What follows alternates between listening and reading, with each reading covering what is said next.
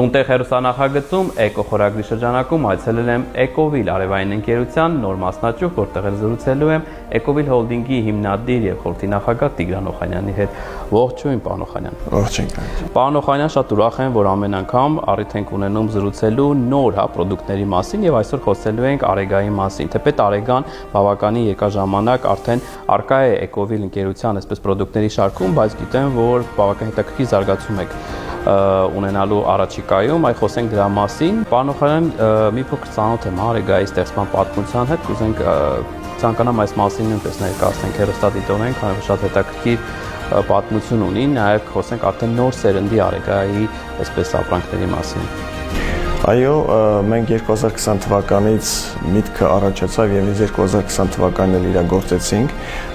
միտքը առաջացավ հենց պատերազմի ընթացքում, երբ անհրաժեշտություն եղավ կուտակիչներ մատակարարել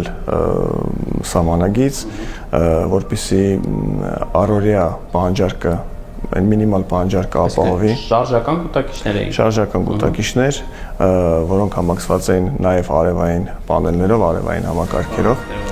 Դա այդ ժամանակվանից սկսվեց Արեգայի միտքը,